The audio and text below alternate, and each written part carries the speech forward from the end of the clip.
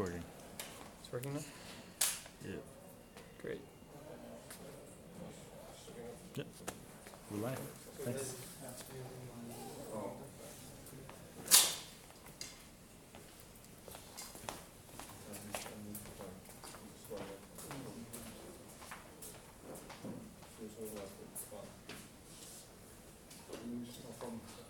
I'll just introduce the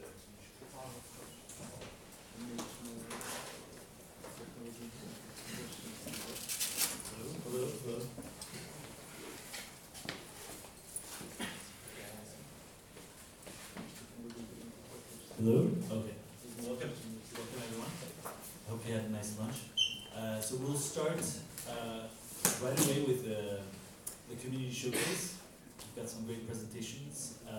One quick piece of information: we have two chairs, two session chairs this afternoon. Michele Santuari and Phil Juan. They will be chairing and introducing the speakers and also timekeeping. So we have Michele is going to show you what we're going to use for timekeeping. So because we have a lot of talks, we need to really stick to the time, and also as we're streaming live on the ONOS YouTube channel. So yeah, we want to stick to this. So this is the minutes that are missing. Yeah, this is what's left. So whenever you see 10 minutes, it means you have 10 minutes left. Okay, great. And yeah, please try to speak really closely to the microphone like this, so that the streaming can capture the sound well. And yeah, Michele, you can start introducing our first speaker. Good afternoon, everybody. So our first speaker is Dong-Kyun Kim from. He is a principal researcher at the Korean Institute of Science and Technology Information, and he will give a presentation on the updates on virtual dedicated network on CRIONet, right? So the CRIONet is the first national research network institute here in Korea. So,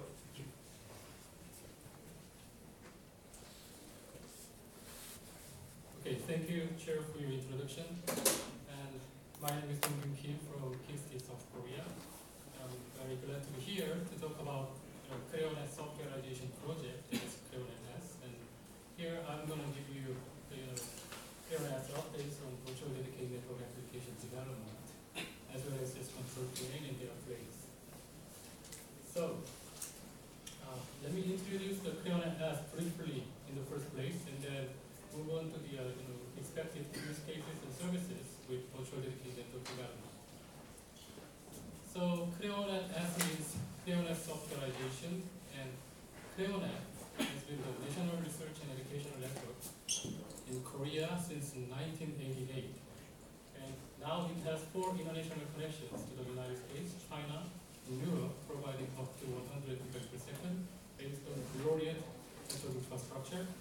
And we started the CRIONet-S project in 2015, 2 years ago, to softwareize the CRIONet and global infrastructure to give our users the new virtualized, dynamic, and flexible network environment based on SDN.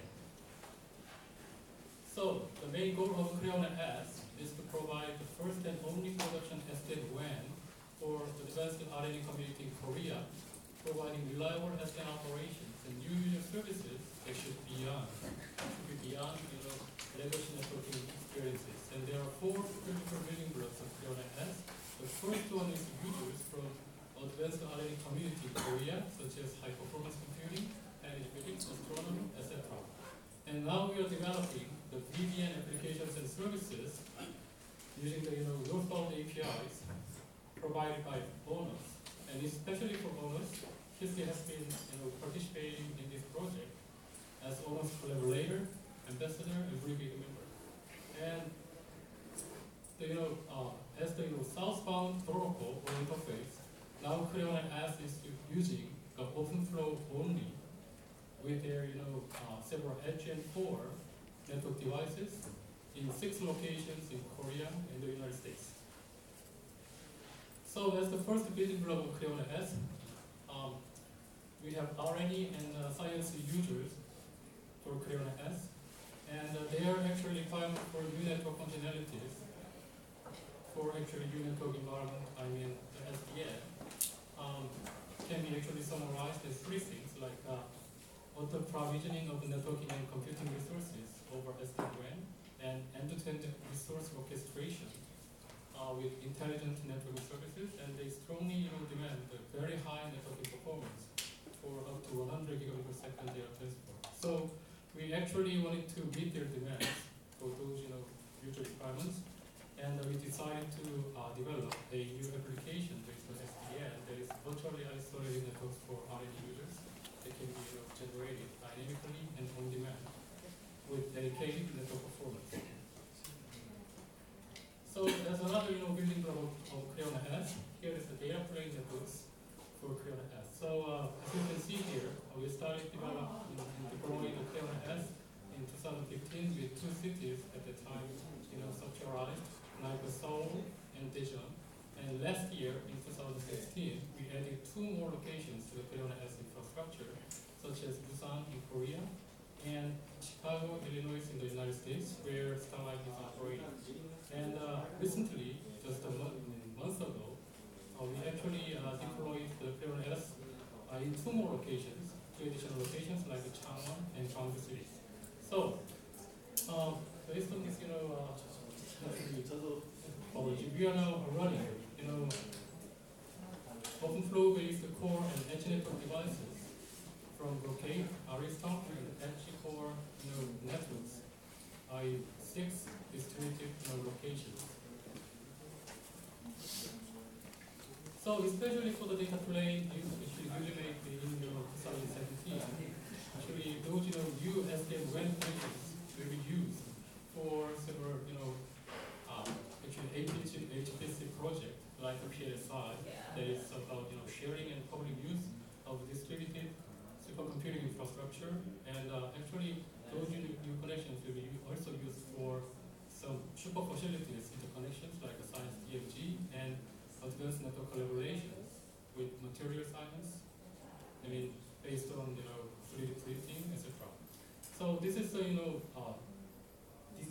network configurations for those newly developed network devices in two cities. And as you can see here, we are now operating the SDN devices as well as optical transport gears for Creona S over wide area networking in Korea. And the Creona S control plane is based on ONOS, which actually can control at least 12 number of hardware oriented core and edge network devices over Creona S, and around 60 number of open virtual switches can be dynamically attached to this network topology for any further experiments or researches like 3D development, etc. And on top of these data plane networks, we are now running 5-node ONOS cluster in the distributed manner for HA and scalability of Creona S control plane. And this is the Creona S network topology as of today. So this topology can be seen by ONOS GUI indicated in this URL. So you can see here the 5-node ONOS cluster and those network devices inside this network topology. And here are the newly deployed network devices in 2 cities this year. And here are the detailed information about those core and edge devices we can get from ONOS GUI. So let me introduce use cases and services based on those Creona S control plane and data plane. So there are actually 3. Okay, so there are actually 3 types of SDN services at this moment for Creona S. They are intra-SDN services, SDN IP, and inter-SDN services. And for those 3 types of services, the virtual networking or virtually isolated group networking are essential functionalities. So given that those 3 types of SDN services are available, we can think about a simple use case. Actually simple but not very easily achievable use case by traditional networking, which is intra and inter-VDN provisioning for cloud access. So actually, and this use case can be applied for this type of mixed SDN and internet architecture. So we can generate the logically isolated group networks for high speed and secure cloud access over this type of SDN WAN between some end host and cloud resources with the fast provisioning of virtual networking. And also if the inter-VDN or federation technologies are provided, the Clearnet S can also create dynamically create the end-to-end virtual network connectivity for distributed user sites over multiple control domains as well. So this could be another use case for Clearnet S. And second use case is more closely related to our R&D community in Korea. So this type of cloud and VDN integration can be applicable to the science DMG environment with cheaper facilities like HPC, DTN, and high-end storage, etc. So in this use case, we can federate virtual dedicated networks between campus R&D centers, science data centers, for their high performance data transfer for distributed HPC center of Clearnet S as well. And this type of cloud and VDN integration can also be extended to distributed cloud with virtual science DMG, which is located at each of regional network center of Clearnet S to be connected and orchestrated distributedly. And the third use case would be IoT in association with cloud, VDNs, and SNIP. So in this use case, for example, each user wanted to actually generate their own on-demand VDN with cloud and IoT resources like this. So inside this VDN, each user can have fast and secure access to those cloud resources for collecting and analyzing the data sets from IoT. And another use case is the actually dynamic VDN with IoT and several different multiple domain of networks, so that it can support interconnection between IoT devices distributed inside those different network domains. So in order to actually realize those use cases, Clearnet S is now providing VDN services for the R&D users. So, for example, a VDN has been deployed for advanced application users. So 3 astronomical observatories are now using virtually isolated neural network with specific bandwidth guaranteed for their large science data transfer. And 2 distributed data transfer nodes, we can call them actually short facilities, are also connected through another VDN in Daejeon and Seoul. So they are actually wanted to use the dynamic bandwidth allocation between those 2 DTNs from 1 gigabit per second to 40 gigabit per second. And more interestingly, we could provision the international virtual dedicated networking layer 2 gateway inside cloud gateway in Daejeon with several end hosts. So in this VDN, each user can access those networking and cloud resources using one home networking in terms of layer 2. So you can guarantee very fast and secure access to those resources. Okay, so let me give you some detailed information about the virtual dedicated network applications here based on those use cases and services. So we developed the VDN in 2015 as a prototype at the time in a joint effort with KAIST. So we implemented this version of VDN at the time, and this version includes 3 basic functionalities for the next version of VDN system. So they are VDN, GUI, VDN core, and VDN reactive forwarding engines. And the designs and core functionalities of the new version, which was released earlier this year. Actually, those designs and core functionalities are shown here in these demos based on movie clips. And main core functionalities of VDN include dynamic on-demand virtual network manipulations, providing virtually isolated group networks with speed speed and high performance of networking guaranteed. And VDN is also designed to detect the ONOS-based event like a link up and down for its virtual networking recovery. And user can access this VDN system very easily and conveniently using the GUI-based intuitive virtual network operations and management, as well as user-oriented virtual network usability. And the VDN architecture of this 1.0 beta version has 3 core components. And they are front-end, back-end, and external operation systems. So front-end has 3 different type of interfaces, such as GUI, CLI, and REST APIs. And the back-end system is composed of 4 core modules, like VDN has computation engine, topology sync, and VDN recovery modules, and VDN reactive routing engines. And our external operation system include fake ID federation and network traffic monitoring systems for now.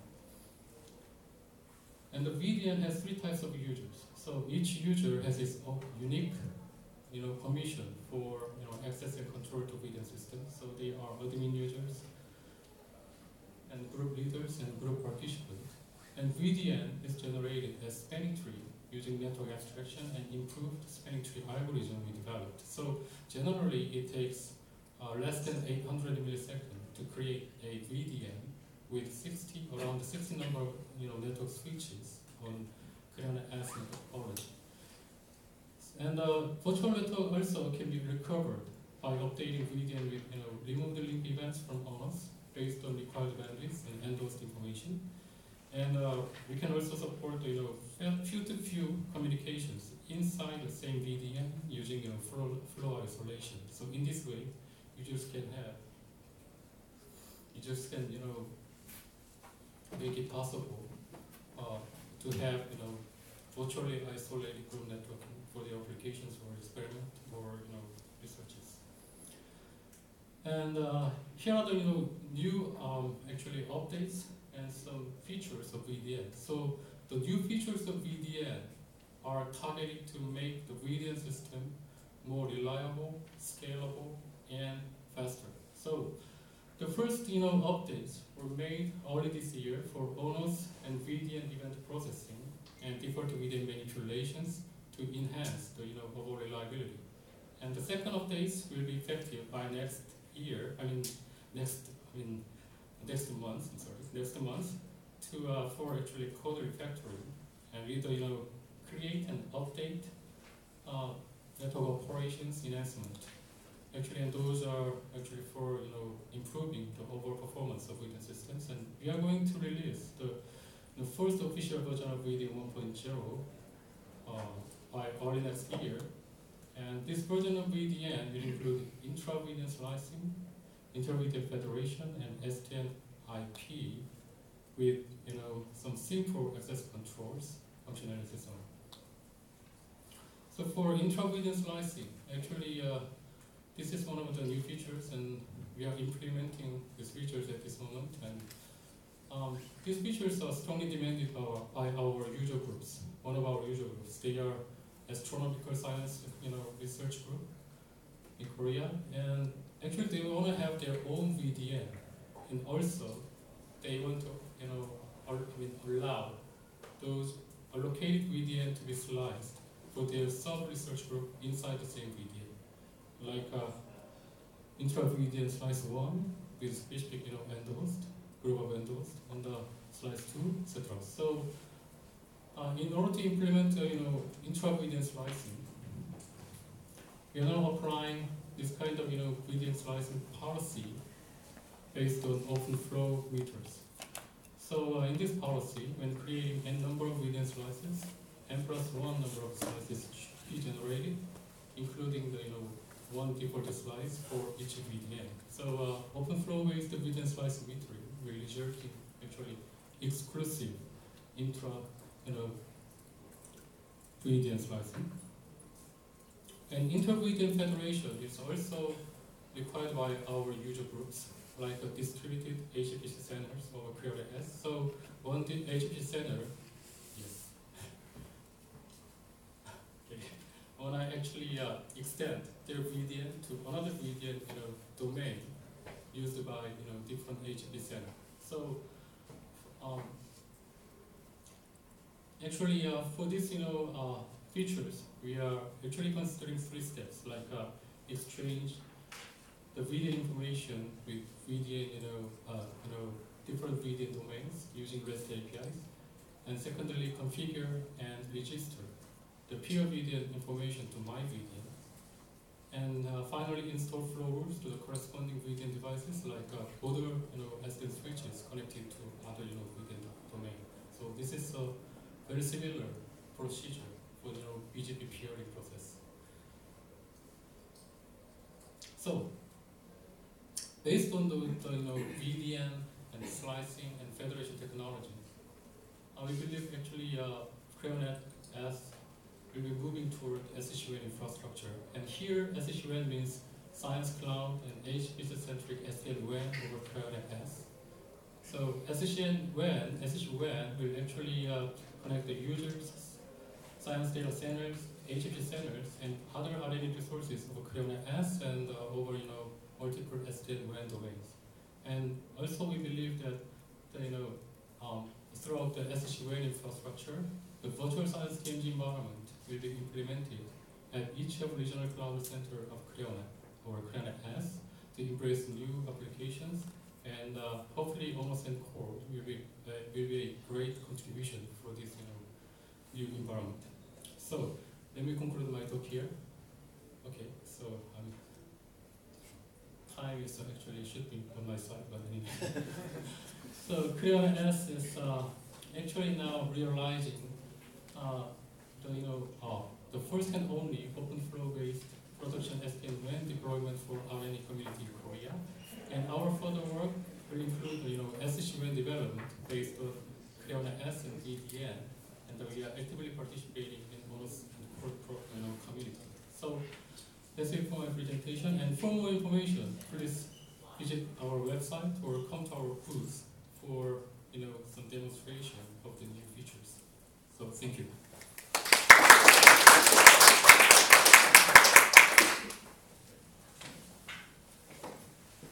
So thank you very much for the presentation.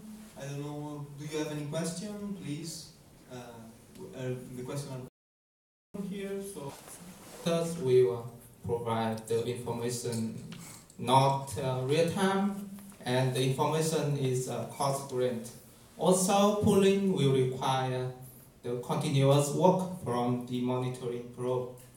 When we do the sampling, it means that we might miss some important information, such as microbursts in the network. So INT is the solution for this problem.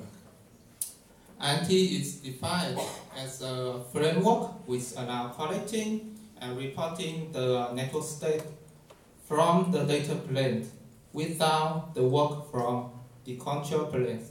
So how INT works? Here we have a small topology with shop and destinations. When we send the packets from the shop to destinations, the packets has header and payload. However, when the packets pass through the first switch, the monitoring data of the first switch will be attached to the packets as M1 field here. The data can be any type of data, such as switch ID, or hop latency, or ingress port, etc. And the process happens same in the next switch. The second switch, you can see that we have M2 field here. In the third switch, because this is the final switch, the INT process will restore the original packet and send to the destinations. Meanwhile, the monitoring data ejected and sent to the monitoring probe. So by working this way, INT provides many advantages. It's more real time. It's not actually truly real time, but it's more real time than the traditional methods. It has a packet level granularity because the data is attached to every packet in the network, and it does not require the continuous pulling from the monitoring probe. Also, INT provides a complete view of the network state in the flow path. The INT implementations require that INT to be implemented in the data plane. And for the inline speed, the data plane should be a hardware data plane such as FPGA or network processing unit or P4 supported hardware. And our decisions is to choose P4. So what is P4? P4 is defined as a programming protocol independent packet processors.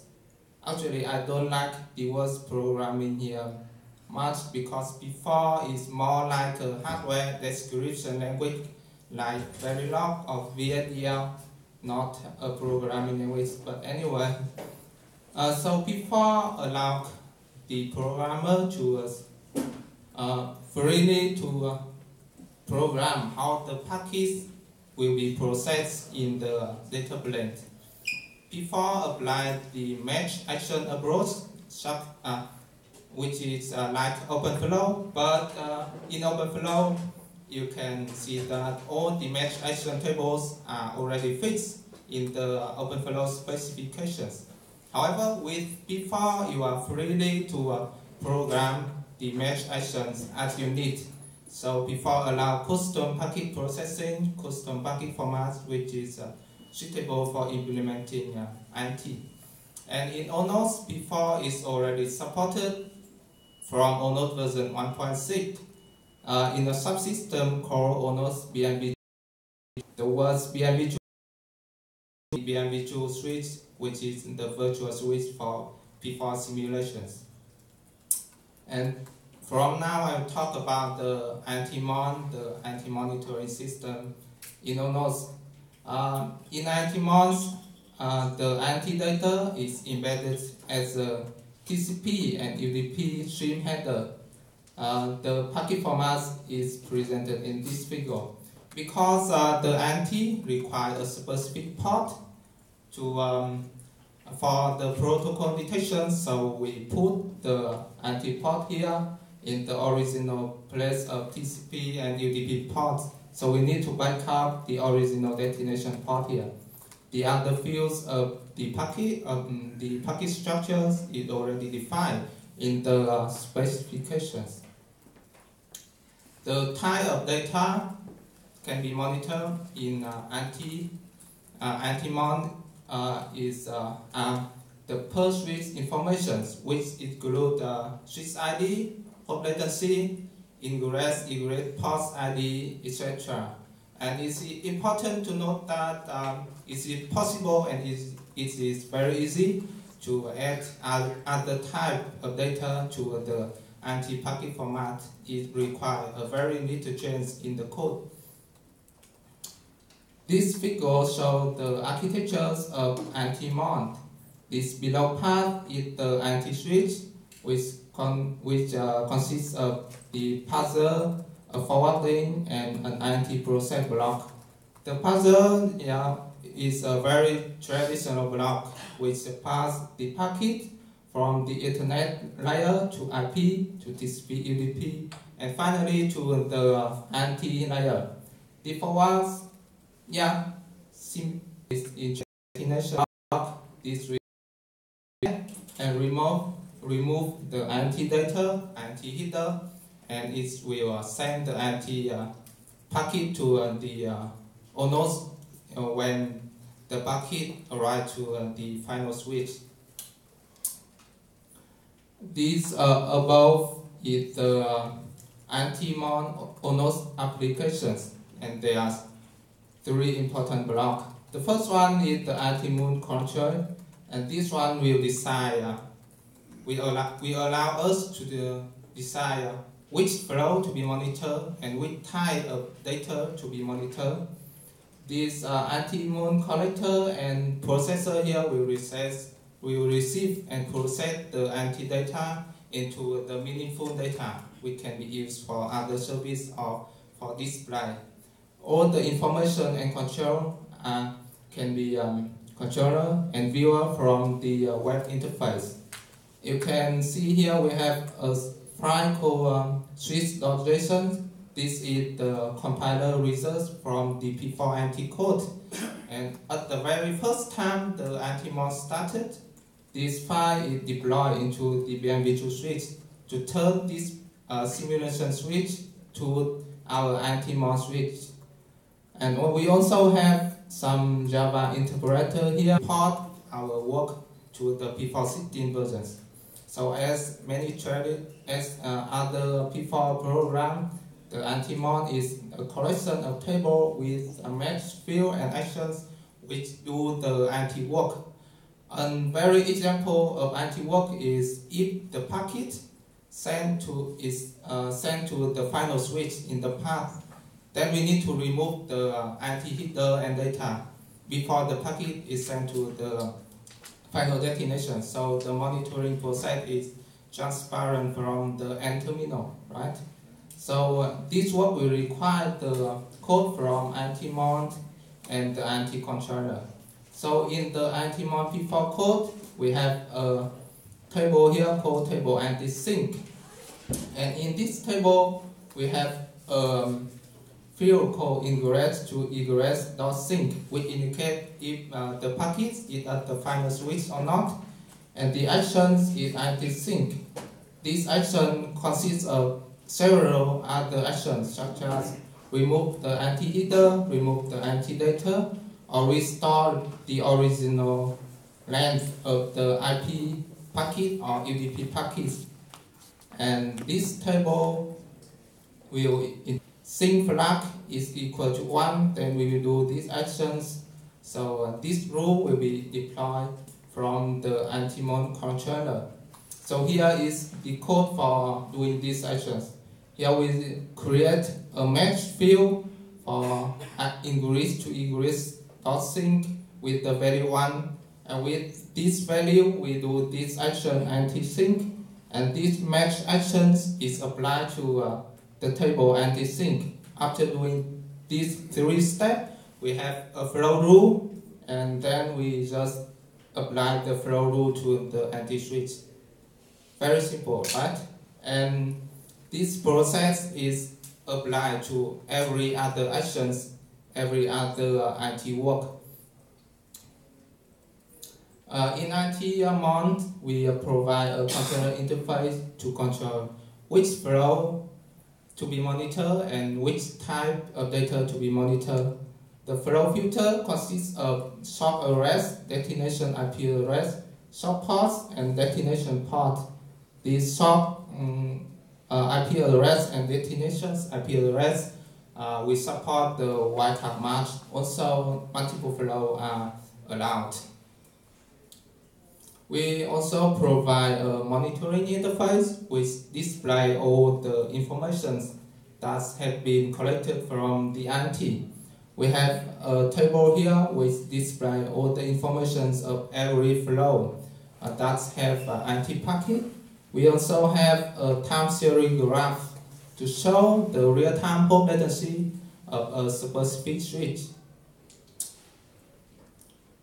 Yeah, so that's all about the anti-mod system. However, our current implementations has some problem. The first one is, as I said, that for every packet in the network, for each packet, we will have 190 packets sent to the monitoring probe. So you can imagine that in a very high-speed network, the number of packets sent to the monitoring probe is very high. So the CPU cost is really high. And also there will be so many packets that have same information because the speed of the packet rate is too high. So the solution for this problem is we do some sort of uploading processing in the P4 code. We will remove the duplicated information or unnecessary information. So how we did that? We can compare two packets, and if the two packets have the same information, we will not send the second package to the ONOS. And also for some type of data such as hop latency, sometimes we only care if the hop latency gets above a threshold, which indicates that we might have a microburst in the network. So we will only send the INT packet to ONOS when we detected that the value exceeds the threshold. The second problem is in current implementations of INT, there is no flow statistic. Only the per switch information is collected. So the solutions, if we will add a flow statistic fields to the INT packet, these positions, the fields include the total number of packets, the average packet length, etc. And this information will be aggregated at the final switch. Yeah, I will summarize my talk.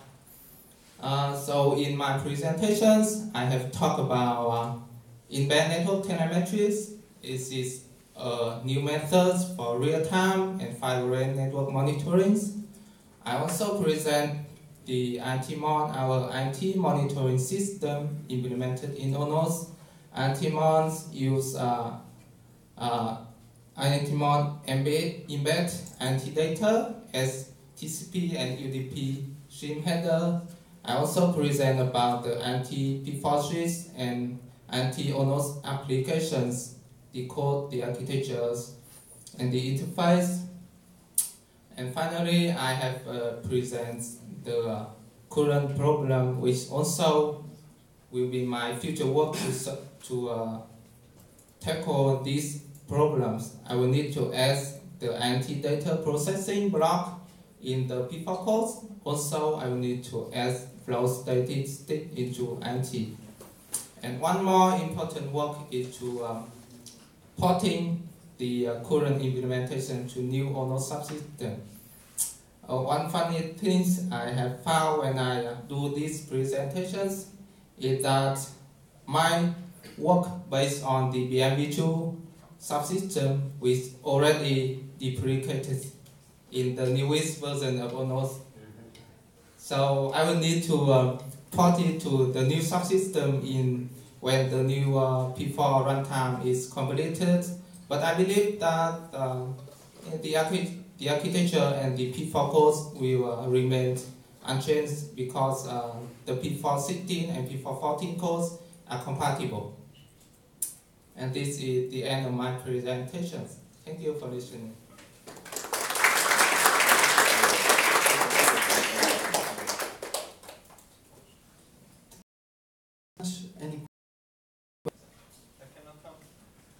I cannot come with the microphone, so if you can come here, it's better. Okay, I can speak loud. So, first of all, amazing work. It is an exciting before use case, and seeing this running a couple months is even more exciting. So it seems ONOS as a collective. Right? Yes. And this is one problem. Yeah. So, I mean, personally, I think the solution to that problem would be to not to use ONOS as a collector, but to send the telemetry data to another collector, or just specialized machine that does only that.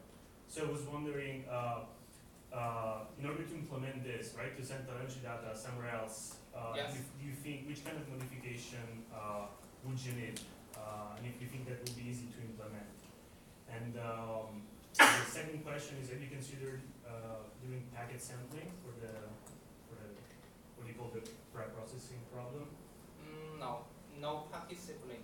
It's just pre-processing, which means that I can compare the packet if the information is duplicated in two packets, then we don't need to send the packet to the external connector or the send to ONOS. Yeah. And for But it's, sorry, in this case you're keeping memory. this full memory in P4. But in this case you need per flow Yeah. state, right? So Yeah. I can tell you that hardware implementation of, I'm pretty sure that hardware implementation, Yes. even software implementation don't have that much state. So Uh, yeah, unless you're like aggregating flows.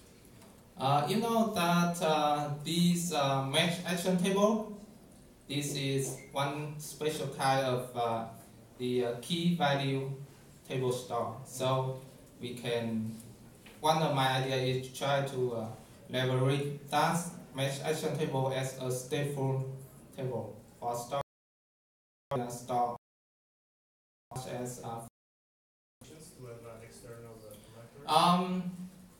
the modifications in P4 codes is simple because we just need to install a rule to change the destination IP address.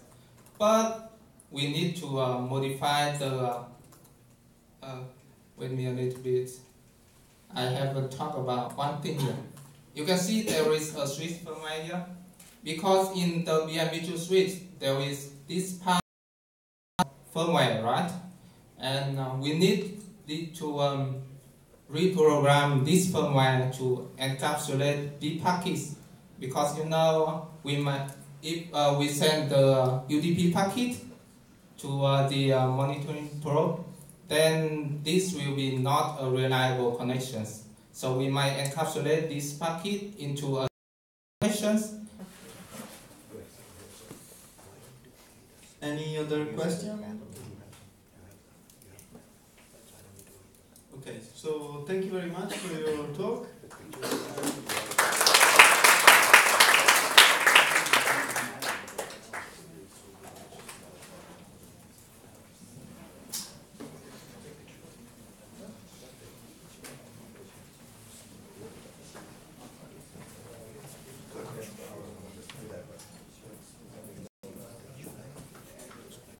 Some years, so I'd like to share what we plan to do in the next steps. So at first, I'd like to share our visions. This is a very basic idea in our transport testing project. The transport network is very complicated here. There are three characteristics in the network. We have to manage vendor proprietary data models in the controller. On these complicated networks, we'd like to shorten the lead time to provide our network services, and we'd like to optimize the network qualities based on the preferences of the customers. And we'd like to simplify operations. So in order to achieve these goals, we made very wide areas architectures, including the outside of the transport network. In the center of the diagram, we are using transport SDN controllers to provide APIs. It is provided to the orchestrators. An orchestrator integrates the APIs, including transport SDN and data center network and cloud controllers and SN1 resources to provide end-to-end services to the customers. As shown in this diagram, some components has already been ready for the production networks. So, but currently we are not using ONOS for the production network. We are using vendor proprietary products, but we things from the SDN into the. So I'd like to share what we learned and what we think is important in the production network. This diagram shows the inside of the SDN controller. There are three characteristics we have to refer to in this slide. At first is we are using a model-based approach. Controller, we define the two layers for the models. At the bottom, we are files from the devices, and previously we are using some documents from the vendors, so we need to read the documents from the vendors and implement each drivers by ourselves one by one. But currently, a lot of devices provide the YANG files which describe the data models in the devices. So and such by one by one, the controller can automatically generate these drivers. And we define the service models. It is because the device models are too complicated and too detailed for ONOS systems. It has proprietary parameters and very optical layer parameters in the data models, so some of them are not needed for the ONOS system, so we define the abstraction layer as service models. The service model is based on our OSS, BSS operations, like network services for point-to-point, or network services for the multi-point. In other cases, we define the metro network services. I think this model-based approach is very important to realize the SDN words in the transport network. And the next one is this controller can automatically generate the drivers and the APIs based on the YANG files. The YANG files is easier for software to handle to manage devices. So our controller can automatically generate drivers and service APIs based on the YANG files. As a result, we can integrate new devices into our controller very easily. The last one is we are using in-sourcing customization in this platform. Before starting the new production services, we have to do a lot of POCs and field trials in our laboratories and our environments. So if we do all things by using outsourcing, it takes a long time. So we think in-sourcing customization is very important for the SDN approach. So again, these features are provided from the vendor proprietary controllers, but I think this is also important in the ONOS features. So based on what we learned from the past experiences, we summarized the 3 steps to of the SDN controller. This table has 3 rows. The left one is a few years ago, before we introducing the SDN controllers. The center one is current our approach using SDN technologies. By using SDN technologies, some things is improved. For example, application real time is shortened from the 6 or 12 months to the 3 months, and the operation is to manage the devices. As a result, it's very complicated for operators to manage all devices. And we use some very legacy protocols like TA1, CLY, SNMP, and we depend on the device vendors to develop the control vendor is device agnostics. So if we are using device A from vendor A and from vendor B, but we are using vendor proprietary. Thank you very much. So absolutely. So I think it is very important for service providers to be able to write their service models in YANG format. Right. If we write the YANG format, it can be processed in a lot of controllers. So it is very important to using the YANG files. I think one of the use cases is the pre-provisioning and also bulk provisioning, and that in order, I think that the data model become a very the data storage about all the persistent data. How do you handle that after a disaster recovery, right? So all those issues need to be addressed. I totally agree. I guess we speak the same language.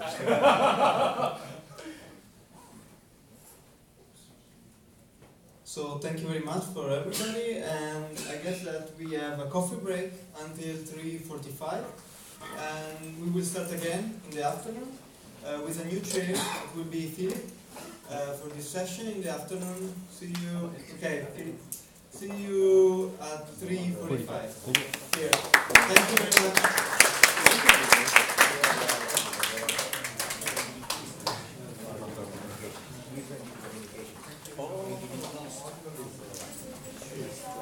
There are four different companies within NTT Group. So they're more like they're more like the kind of core networks, yeah? Yeah. IT core exactly. And NTT East is the one which is access oriented. Right. So enterprise and residential, both. Okay. Yeah, so that's why they're interested in. Yeah, exactly.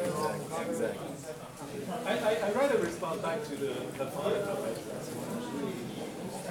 They asked me about your request. Oh, for the VGWF thing? Yeah, so I told them, I said, you know, so did Alfonso write to you or not? Not yet. Another or who? Yes, I just pinged him again. I said, hey dude, give me an answer so that we move on. Right? It's okay if you don't want to come at the last minute, because then we do all the graphics and all of that, and then they come in the last minute and become more difficult. We don't have any, no, we're not started the design process. But we know that AT&T and Deutsche Telekom are both. We are not using open data because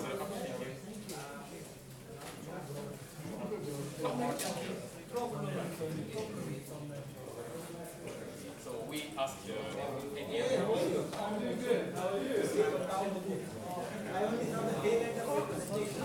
I can hear your question on because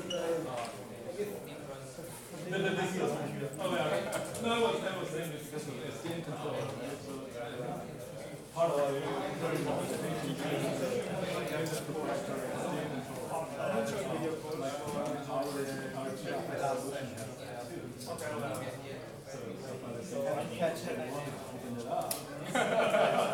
so currently we belong to the only ONOS, so we like to think about the ONOS. I mean, it's starting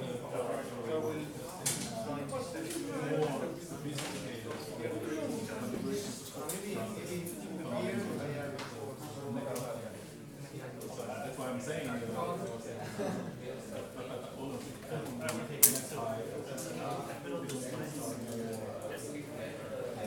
You're waiting for the young one to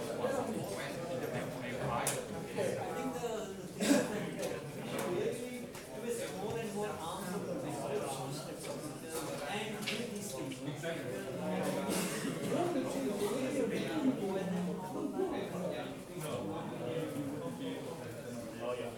That's why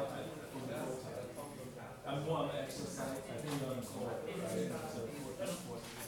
So I'm really trying to. Yes. I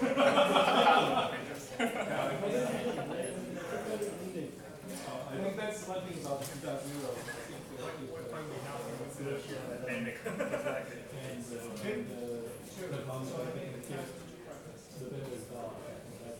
I think just 8 years ago.